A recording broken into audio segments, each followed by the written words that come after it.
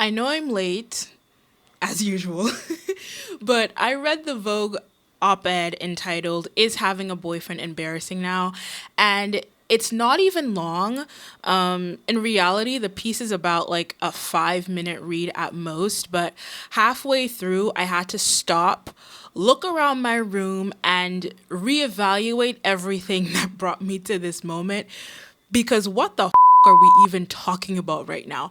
I thought that I was chronically online, but this and the reaction to this is confusing to say the least because I don't understand the discourse. Actually, no, let me take that back. I do understand the discourse, but I don't understand why this is shaking the table. And no, I don't have a boyfriend, so I'm not offended on that level. And my partner, or lack thereof, is not influencing my opinion on this. Also, let me just add that I, in no way, shape, or form, have anything against the author, Shante Joseph. I know that she recently said that she's been getting some, really nasty comments and abusive language being touted at her as a person, and my intent is never to malign another Black woman. I just respectfully disagree with about 90%, maybe 95% of everything that she wrote in that piece specifically. I'm going to read the op-ed in this video and give my thoughts going through, but before that, a few things. I don't think that most people have read the op-ed, and that's no shade to the author. I just think in general that most people don't read, and I think the title and what it evokes is more popular than the article itself, and the question has sort of taken on a life of its own, right? I see people giving their reactions, but not necessarily to the article and the substance in the article, but the question in general. Then we have the title in the form of a question. It is clickbaity and it is provocative, but the title doesn't reflect the content, in my humble opinion. The further I read, the more bewildered I got. And I'm getting ahead of myself, but as my thesis for this video, let me just say that Nara Smith's existence, her aesthetic, and her very successful business that she runs on social media, TikTok to be specific, negates this entire article. She also put out a follow-up piece to this that makes her opinion even more murky, in my opinion, but we'll get to that at the end. And I will just say that my main question, okay, I have two main questions. The first relating to what I just said about Nara Smith. Is it just the boyfriends that are embarrassing?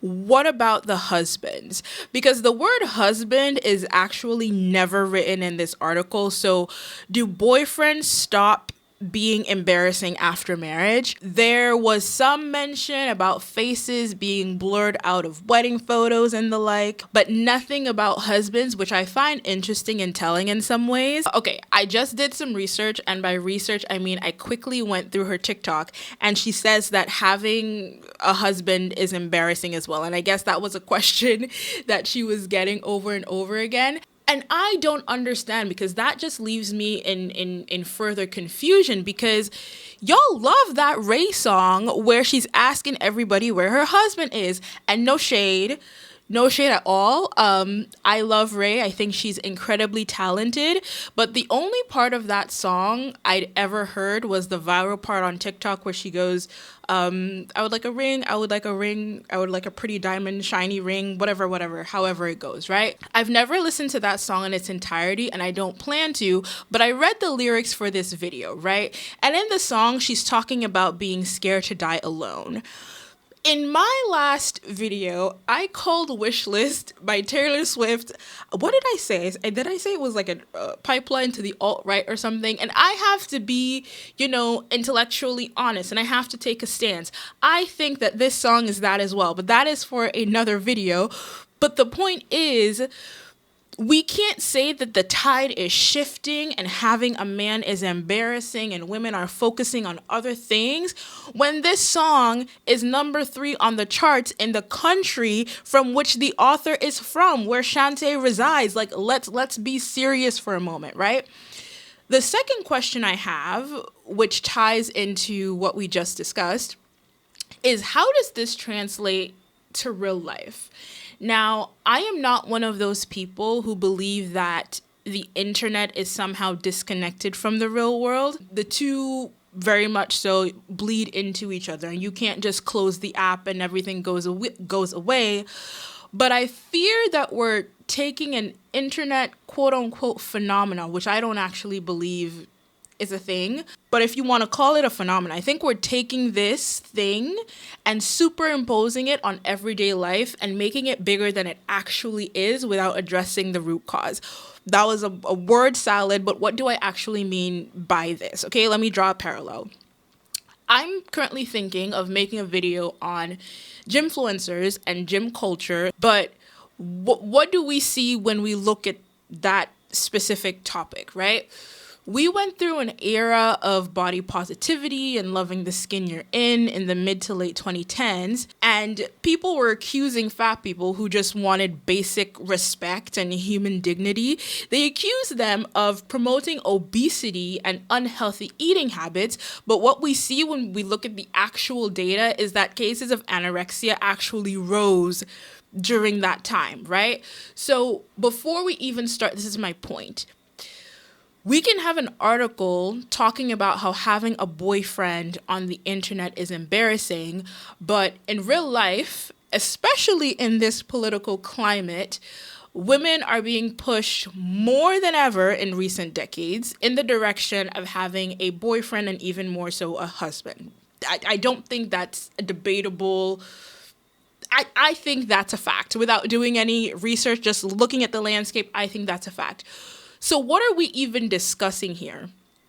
Is the perception of the thing what we care about, or do we actually want women to divest?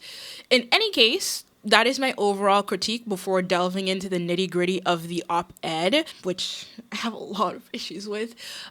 Also, just a disclaimer, I know it's an opinion. I know it's an opinion piece. I know that she was limited to 800 words or however long the Vogue opinion, the op-eds are. She mentions that she did research and spoke to women, etc., etc. But respectfully, I think it falls short. And to be quite frank, I don't read Vogue opinion pieces, so maybe this format that they have is throwing me off. But anyways, that's my disclaimer. There are 9 paragraphs, so I'm going to go through them in chunks of 3s. So, looking at my laptop. The first 3 paragraph reads, if someone so much as says my boyfriend, on social media, they're muted. There's nothing I hate more than following someone for fun, only for their content to become my boyfriendified suddenly.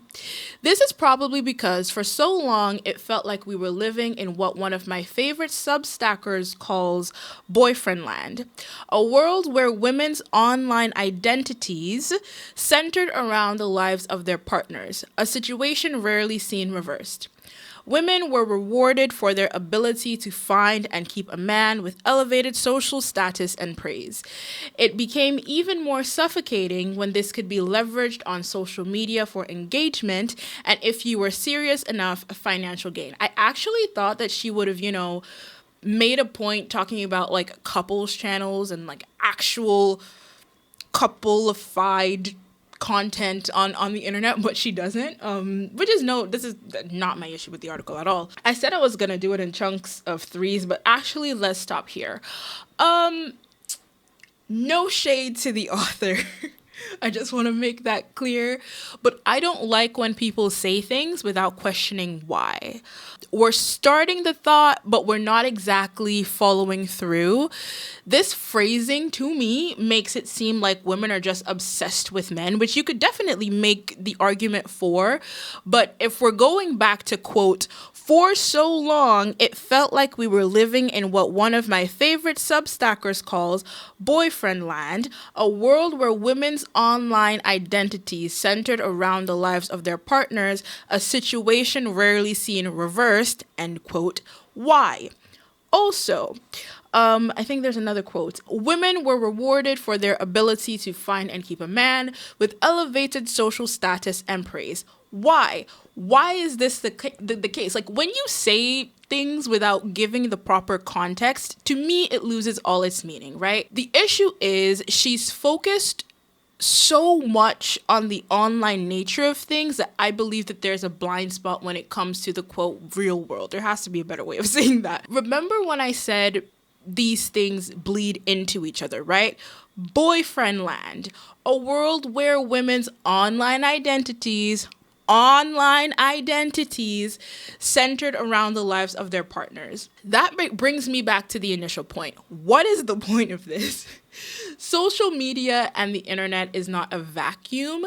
Yes, there are differences in people's online personas in comparison to what they portray in real life. I understand that. Like, I'm watching The Danish Deception and those people were on planes and her relationship was a mess. But at the end of the day, women's online identities are centered around their boyfriends because their real lives are centered around their boyfriends, and their social media is a reflection of that lived experience.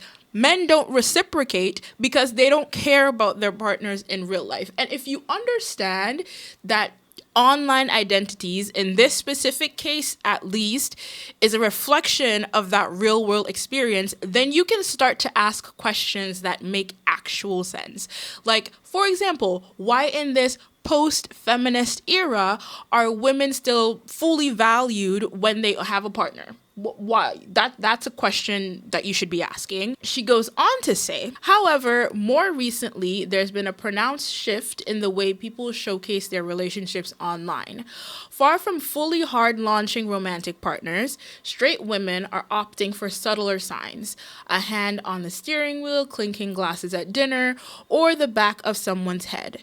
On the more confusing end, you have faces blurred out of wedding pictures. This is what I was referencing towards the beginning. Or entire professionally edited videos with the fiancé conveniently cropped out of all shots. Women are obscuring their partner's face when they post, as if they want to erase the fact, as if they want to erase the fact they exist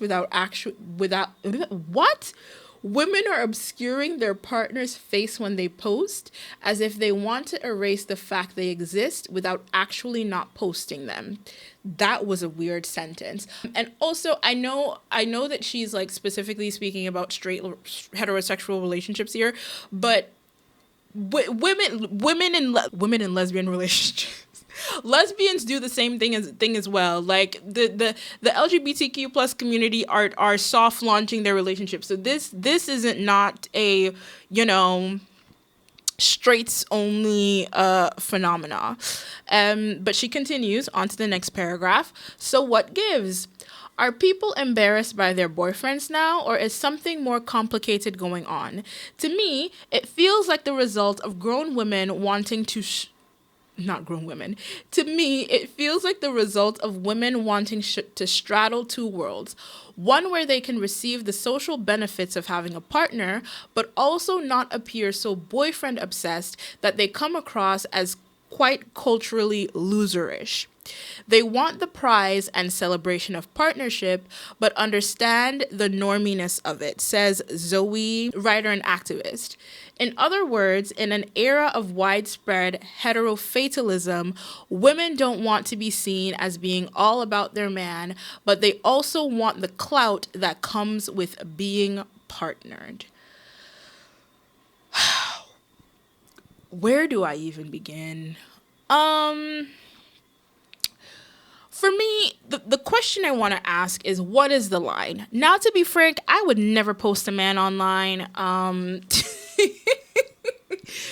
mean, the content that I make doesn't call for it, and I really don't use Instagram like that, so it doesn't even make sense from my perspective. But the first line of this piece states, quote, if someone so much as says the word boyfriend on social media, they're muted. That is what she says, the opening lines of this piece. Then she goes on to say, there's nothing I hate more than following someone for fun, only for their content to be boyfriendified. That's what she says. Those two sentences, to me, Those two sentences to me are very diametrically opposed, because which one is it? Is it the first one wherein if someone just even mentions or utters the word once, that's it?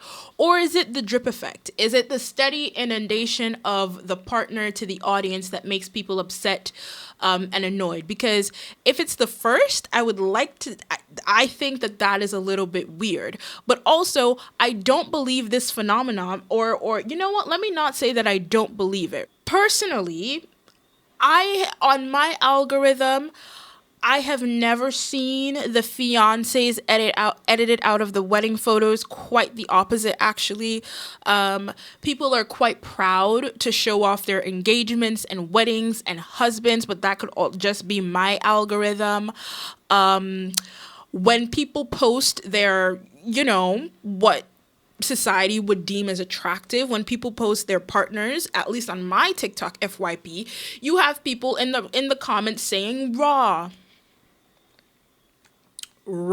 And if you're on the internet enough, you know what raw means. You have people saying raw. I find that to be weird. I don't know why you would, make those comments about a stranger on the internet. You have people saying, does your boyfriend have a girlfriend? These are the comments that we see. So like, what is it? I'm so confused. I don't know if you can tell, but I'm so confused. I do agree, however, that the soft launch of the relationship is now in. And as I was mentioning before, I don't think it's inherent to heterosexual relationships. And then Joseph goes on to say, to me, it feels like the result of women wanting to straddle two worlds where they can reap the social benefits of having a partner, but not appear as boyfriend obsessed and culturally loser-ish. What culture are you talking about? In which culture is it perceived as loser-ish to have a boyfriend? Online culture? And this is what I mean by this is saying a lot without saying anything at the same time. You're saying that women doing soft launches of their partners proves that they're embarrassed of their partner, and it's not cool to have a partner, but they're still soft launching in order to reap the social benefits of having a partner. That does not make much sense to me. Actually, I think the concept of the soft launch would have been the best example to follow through with the premise of the article, instead of all of this fluff in between, right? There are one too many cases whereby a woman has posted her boyfriend and she was subsequently hit with a "hey girly" text and "I am coming to you as a woman" DM. So there is your embarrassment right there. But it's not all about image. When I did a call out on Instagram, plenty of women told me that they were in fact superstitious. Some feared the, quote, evil eye, a belief that their happy relationships would spark a jealousy so strong in other people that it could end the relationship. Okay. Others were concerned about their relationship ending and then being stuck with the posts. Okay. I was in a relationship for 12 years and never once posted him or talked about him online. We broke up recently and I don't think I will ever post a man, says Nikki, 38. Even though I am a romantic, I still feel like men will embarrass you even 12 years in, so claiming them feels so lame. She continues, but there was an overwhelming sense from single and partnered women alike that regardless of the relationship, being with a man was almost a guilty thing to do. On the Delusional Diaries podcast, fronted by two New York-based influencers, Haley and Jazz, they discuss whether having a boyfriend is lame now. Why does having a boyfriend feel Republican? Read a top comment. Boyfriends are out of style. They won't come back in until they start acting right. This is how I'm imagining that these people are saying these things, because it's fucking anyways. Read another with thousands of likes. In essence, having a boyfriend typically takes a hit on a woman's aura, as one commenter claimed. Funnily enough, both of these hosts have partners, which is something I often see online. Even partnered women will lament men and heterosexuality, partly in solidarity with other women, but also because it is now fundamentally uncool to be a boyfriend girl. What the are we talking about? Ugh. I hate this weird tongue-in-cheek bullshit. And I know these aren't her words and they're taken from somewhere else. They're comments off of a podcast and hence the quotation marks. But putting, quote, why does having a boyfriend feel Republican? Boyfriends are out of style and they won't come back in until they start acting right. And having a boyfriend takes a hit on a woman's era. Those quotes actually feel Republican. Because as we say in the Caribbean, if we're going to talk the thing, let's actually talk the thing. Having a boyfriend feels Republican because men are Republicans. Everybody needs to stop pissing me off. I know that Joseph is from the UK, and that's fine. And I don't know the racial makeup of the women who answered the call that she put out. But just going off of the, Republican comment, right? If you pay attention to any U.S. election, the men, especially the white men, are Republicans. It should come as no surprise because white women are Republicans as well, you guys. Boyfriends are not out of style and won't come back in until they act right. Boyfriends are abusing their girlfriends, whether it be physical or emotional. Having a boyfriend does not take a hit on a woman's aura.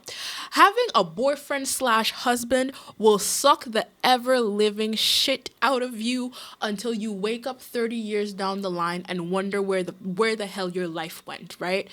And it's this flowery bullshit language that perpetuates these kinds of things. I'm so sorry. Just my opinion. And then the last sentence of this paragraph, even partnered women will lament men and heterosexuality, partly in solidarity with other women, because also it is now fundamentally uncool to be a boyfriend girl. First of all, this is not a recent thing, right? It has always been uncool to be a boyfriend girl. In my day, we called them pick-me's. This is not shaking the table, nor is it revolutionary. We have always, and here is the thing, we have always on the internet, at the very least, have I done it in real life? Maybe, I have a past, but we've spoken negatively about women who center men. I hate to invoke her name, but y'all have been calling that cowboy lady a pick-me since the dawn of time. You can go into the YouTube search bar right now and type in Beyonce pick-me and find hundreds of videos slandering that blonde lady. So I don't know what the point of this is and who it's for. I should have like a tally of every time I say that in this video. The last paragraph in this triad reads, where is it? If I can find it. Okay. It's not just in these women's imaginations. Audiences are icked out by seeing too much boyfriend content, myself included, it seems, as indicated by my liberal use of the mute button. When author and British Vogue contributor Stephanie Yeboah hard launched her boyfriend on social media, she lost hundreds of followers. Even if we were still together, I wouldn't post them here. There is something cringy and embarrassing about constantly posting your partner these days, she tells me, adding that there is a part of me that would also feel guilty for sharing my partner constantly, especially when we know the dating landscape is really bad at the moment. I wouldn't want to be boastful. That is really weird. That's weird. Not wanting to post your partner because you don't want to brag because the girlies are struggling to find a man is strange to me. Are you mindful of the reaction you might get since you lost followers the first time? Like, what is it? And going back to, what's the line? In the beginning, the author mentions if someone mentions the word boyfriend, they're blocked. So is it just one and done? Maybe the autism is speaking and I'm being way too literal on that specific point, but I don't know. Maybe it's a little bit of sarcasm and I'm not catching it, but I don't think so. Another question that spawns from this, does this relate to celebrities or not? And this is just me thinking out loud at this point, because the general public lives and breathes for Tom and Zendaya content. Like, what other couple do you guys like? Timothy and Kylie? I don't know if you guys like them as a couple, and I don't know, allegedly they're not together anymore. I don't know. Well, I guess you could say that those two couples, or at least Tom and Zendaya, don't post each other, or they actively don't post each other. I don't know, but they reference each other all of the time in interviews. I have it on good authority that Zendaya said my boyfriend, my man in a couple of interviews. Who else? Benny and Selena. And they released an album together. And the most y'all had to say about Benny was his looks. But I guess those two couples and all parties seem to be obsessed with each other in equal measure. So maybe they don't count. Maybe Now I'm just rambling. Let me finish this article, girl. This video is way too fucking long.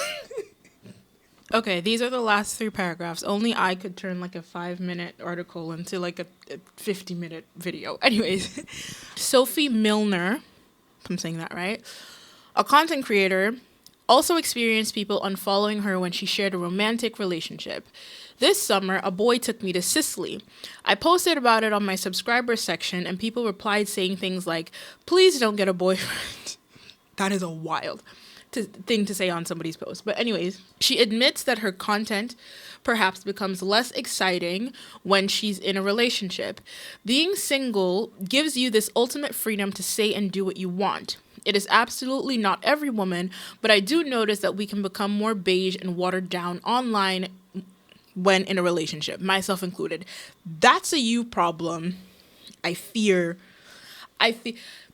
If you feel like you have to water yourself down in a relationship, that is a you problem. That's a you problem, I fear.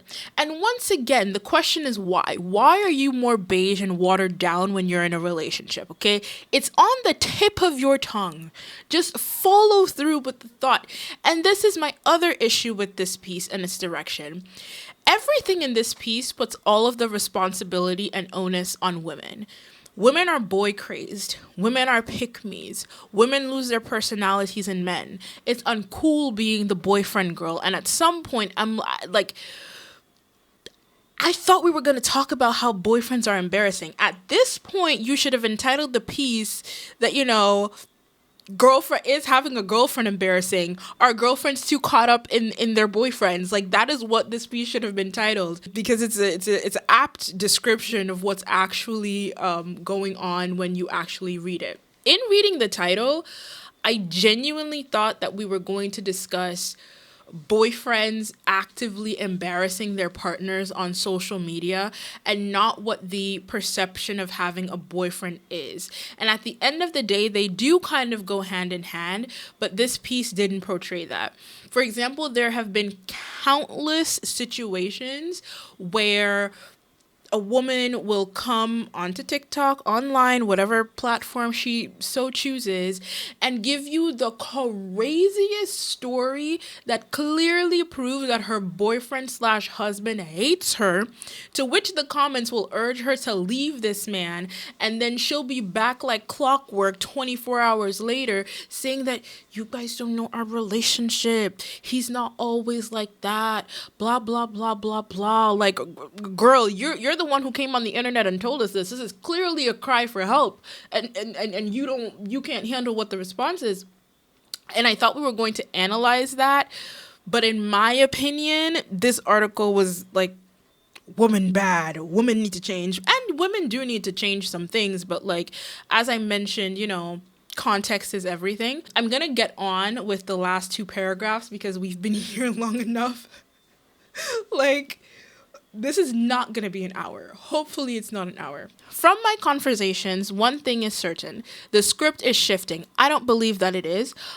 Being partnered doesn't affirm your womanhood anymore. It is no longer considered an achievement. And if anything, it's become more of a flex to pronounce yourself single. Not with people asking, singing Ray's song, "Where the hell is my husband?" No, it's not. This is not real life. As straight women, we're confronting something that every other sexuality has had to contend with: a politicization of our identity. Heterosexuality has long been purposefully indefinable, so it's harder for those within it and outside of it to critique. However, as our traditional roles begin to crumble, maybe we're being forced to reevaluate our blind allegiance to heterosexuality. And this is where I get annoyed. I've been annoyed throughout this entire thing, throughout the start of the video, if you could tell. But this is irritating because if you haven't done the homework, why are you coming to my class? If you haven't done the reading, why are you trying to give a presentation, right? Adrienne Rich told us about compulsory heterosexuality in 1980. That was 50 years ago. Judith Butler told us about the heterosexuality matrix in Gender Trouble in 1990, almost 40 years ago. Queer scholars have done the work and continue to do the work when it comes to deconstructing heterosexuality, right? Heterosexuality, because and I'm only mentioning it because she makes the point it's indefinable, and I don't want to misquote her. Heterosexuality has long been purposefully indefinable, so it is harder for those within it and outside of it to critique. Now, I don't actually know of any straight heterosexual scholars who have actively critiqued heterosexuality, but she mentioned those within it and those outside of it. Queer authors have done the work, and they continue to do the work, right? It's one thing to, bring attention to these works because newer audiences might not know about them, but something completely different to say that it's long been undefinable. But we should not put the works of queer scholars to the wayside. And I've said it many times throughout the course of this video. I don't believe the script is shifting in any meaningful way. What did I say about the beginning? Online perception and real life. And this is not to say that I don't think that online movements can't change things on the ground.